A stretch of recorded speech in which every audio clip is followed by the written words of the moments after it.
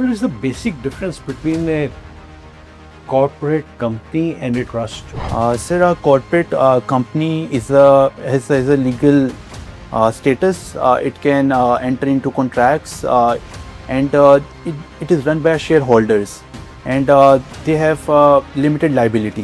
While when it comes to trust, trust is established for the benefit of a certain individual or a group of individuals, and it is usually not for profit. What do you know about Cabinet Mission Plan? What were the salient features of Cabinet Mission Plan? Sir, the Cabinet Mission Plan came in 1945. It basically, sir, divided the subcontinent into three major influences. The first one were the states of for the Indian, and these were, for example, Orissa, Bihar, and the second were for the Muslims, such as the current day Punjab, Balochistan, KPK, sir, and then the third were the states which had the option to either opt with either of them. Can you tell us what is the importance of General Clauses Act of 1896? Sir, General Clauses Act basically provides definitions of the major and how to analyze the clauses. It provides the general broad guidelines on how the different provisions of the acts can be analyzed and can be interpreted.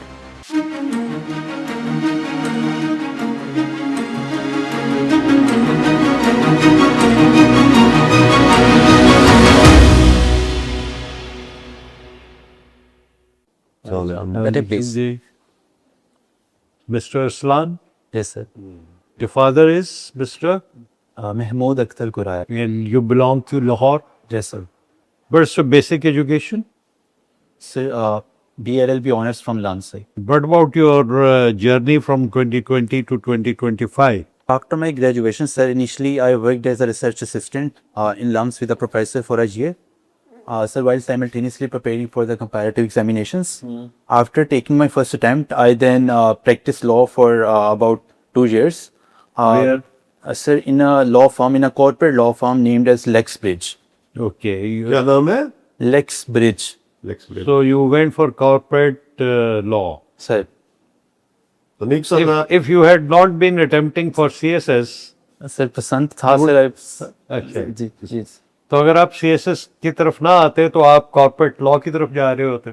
Sir, I was exploring my options after graduation, so I planned on both, exploring the legal practice litigation as well as the corporate sector, and I would have decided after, indulging in both. So that was just my exploratory stage. What is the basic difference between a corporate company and a trust? Sir, a corporate company has a legal status. It can enter into contracts, and it is run by shareholders, and they have limited liability. While when it comes to trust, trust is established for the benefit of a certain individual or a group of individuals, and it is usually not for profit, while a company is also for profit. Why do we say, normally it is said that the basically the propriety rights of the trust, they vest in God, it is generally said. Sir, by this means that it is created for a general welfare or for some beneficial purpose. It can be for for a mosque, for example, or for to give the proceeds of the income or profit to a marginalized group or individuals. So in that sense, it is said that it is created for the God, which means that it is मैंने created. उसका अगर मैंने trust create किया और मेरा objective ये है कि इसका जो इनकम का कुछ पोर्शन है 40% वो मेरी सब्सिस्टेंस के लिए लग जाए Sir. तो फिर तो मैंने अपने इंटरेस्ट में किया, मैंने खुदा की बहुत सी इसके अंदर खिदमत की. Sir, but the ownership does not belong to an individual. When a trust is created, the ownership it is said to be exist in a supernatural force which is God. So the benefits are given to certain individuals or the marginalized communities or to whom it is created for. However, the proprietary rights are not vested in the individuals. What are special laws? And what is the difference between special law and major law? And major law, sir. Sir, special law is a law which is created for a very special purpose. In court example of Pakistan, कौन से special laws हैं हमारे पास? Sir, for example, these laws for the women, for example, the Workplace Harassment Protection of Women at Workplace Harassment Act. Similarly, the okay, arms act of 1962, इसको आप क्या कहोगे? Special law कहोगे या क्या कहोगे? sir, I would categorize it as a special law. What was the crisis of the Eastern question? Sir, the crisis basically involved the Russian aims of having influence in the Balkan states, and the aims and the counter aims of the Britain and France and the European states to not allow the Russia to have its influence in the Balkan states. And for example, when it comes to Britain, it involved and sir, it involved I'd like to correct your approach. sir, Who was the sick man of the Europe? sir, Turkey, sir, Okay. Ottoman, sir, at that time. From the 18th century onward till 1914, what happened? 1919 probably. 1919, dismantling of the Ottoman Empire. Yeah. Dismantling of Ottoman Empire. What was happening in the world? Sir, That is basically the Eastern question. sir.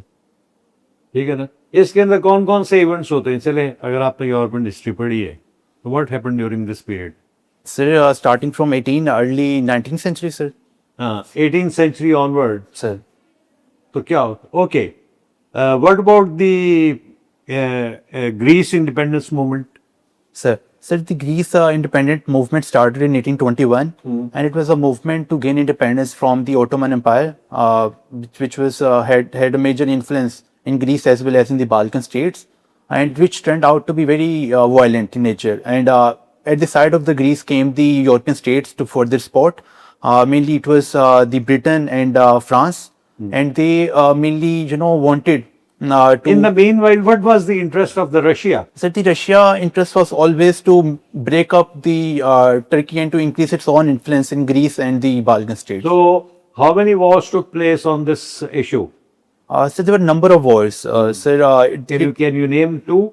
Sir, Crimean War, which was And? Sir, another was sir, which instantly led to World War One, which started in 1908 and led to World War One. Arslan, what do you know Sorry. about the Muslim conquests of Europe? It started as early as in the 10th century and the 11th century. Basically, the Muslims from the African continent, they came through the sea, to the Mediterranean Sea, and conquered the Spain, for instance, and Italy, and then they started moving towards the Central European states.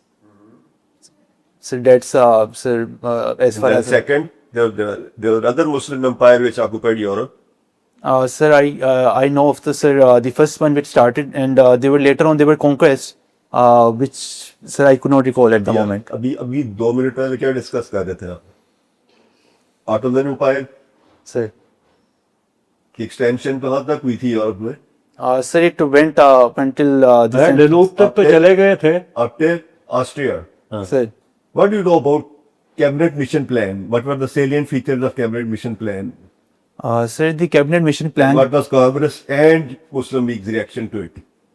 Sir, the cabinet mission plan came in 1945, and this plan basically divided the subcontinent. 1945 या 46? Sir, I mean, my sir, as far as I know, sir, it was in 1945. I might be wrong, sir. चलो ठीक.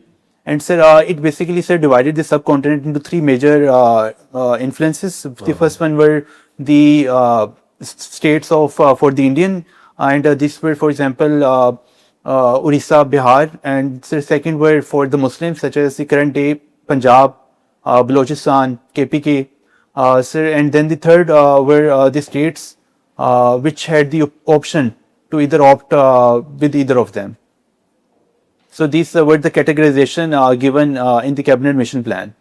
What I've heard about Arundhati Rai, Aisha Jalal and Stanley Wolpert, what are they known for?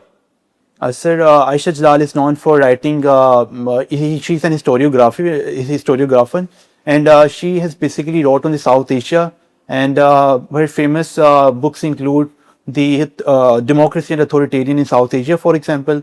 Similarly, Arundhati Roy is also an Indian political analyst, and she also writes on religion, on politics, and she has also written a number of books.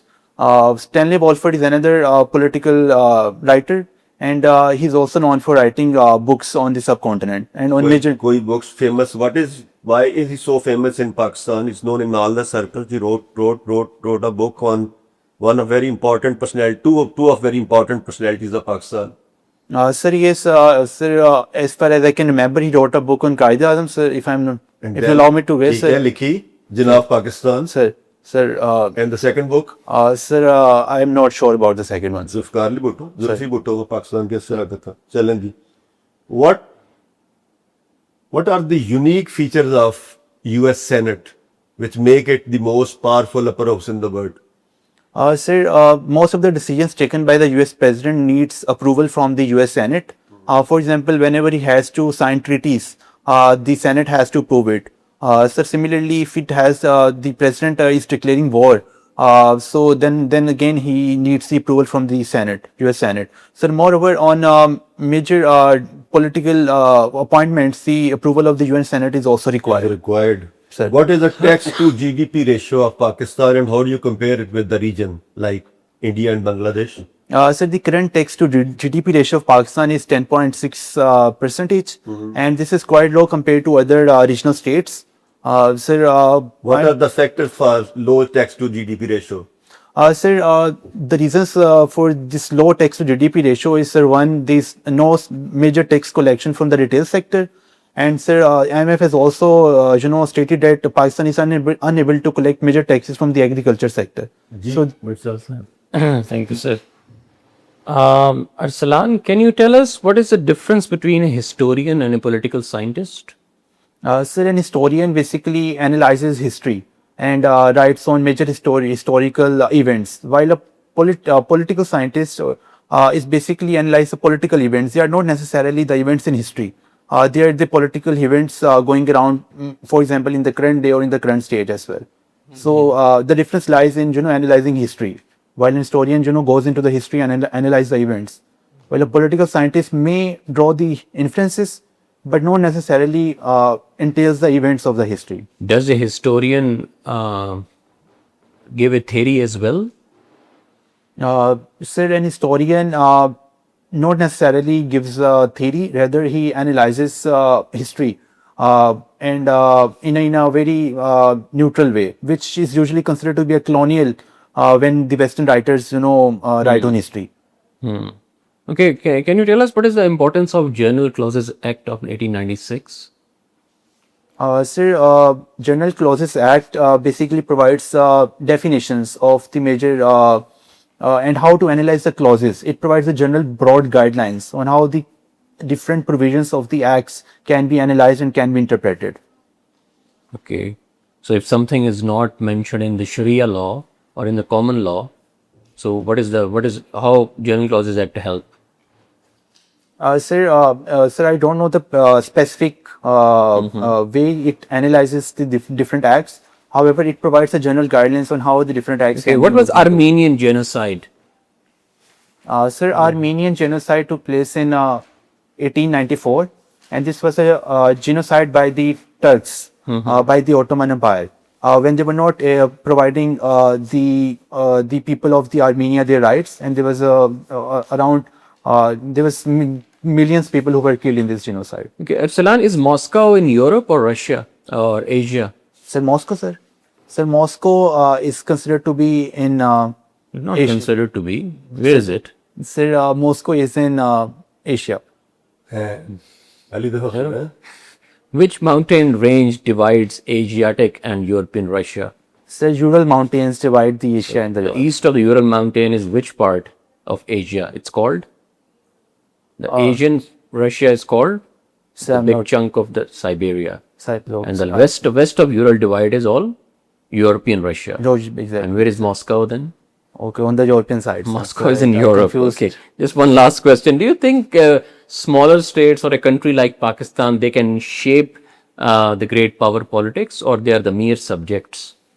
So they can shape the major power politics. Great power politics. Exactly, sir. How? Sir, because of their geographical location, because Pakistan lies at a very critical juncture when it comes to its geography. But about Pakistan, we always say that it's only a regional player. It's not a global player. It can never be a global player.